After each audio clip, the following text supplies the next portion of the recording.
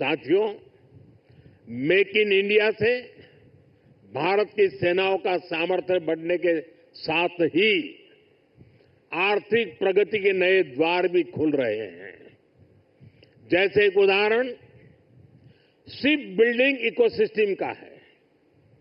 आप में से बहुत से लोगों को पता होगा, एक्सपर्ट भी कहते हैं शिप बिल्डिंग में जितना इन्वेस्ट किया जाए उसका 2 गुना पॉजिटिव इंपैक्ट इकोनॉमी पर पड़ता है।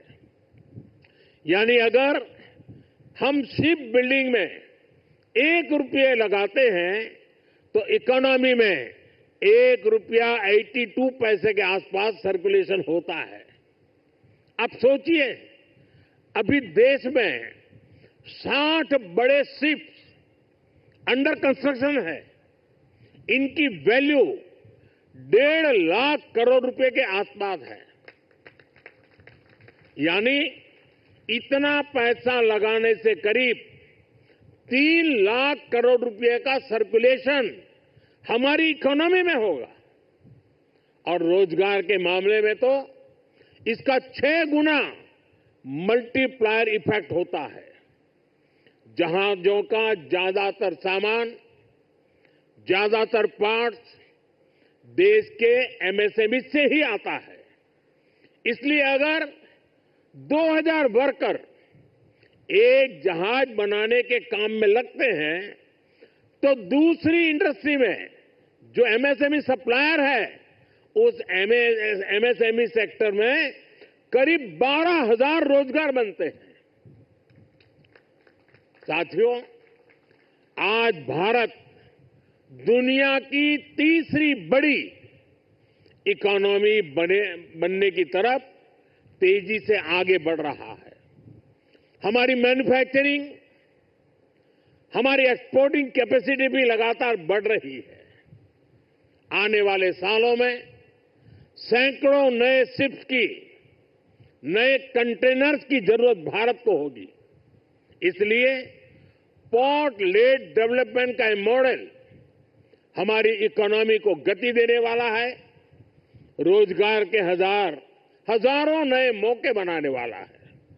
साथियों, इस क्षेत्र में कैसे रोजगार बढ़ रहा है, इसका एक उदाहरण सी फेरर्स की संख्या भी है। 2014 में भारत में सी फेरर्स की संख्या 1.25 लाख से भी कम थी। आज ये 2 गुने से भी अधिक बढ़कर लगभग 3 लाख तक पहुंच चुकी है। आज भारत सी फेरर्स की संख्या में विश्व में टॉप 5 में आ गया है। साथियों, हमारी सरकार का तीसरा कार्यकाल अनेक बड़े निर्णयों के साथ शुरू हुआ है। तेज गति से हमने नई नीतियां बनाई हैं, देश की जरूरतों को देखते हुए नए कार्य शुरू किए हैं। देश के हर कोने, हर सेक्टर का विकास हो, इस लक्ष्य के साथ हम चल रहे हैं। पोर्ट सेक्टर का विस्तार भी इसका ही हिस्सा है। हमारे तीसरे टर्म के पहले बड़े फैसलों में से था महाराष्ट्र के वाढवण पोर्ट को मंजूरी। 75,000 करोड़ रुपए के खर्च से इस आधुनिक पोर्ट के निर्माण का काम शुरू भी हो चुका है।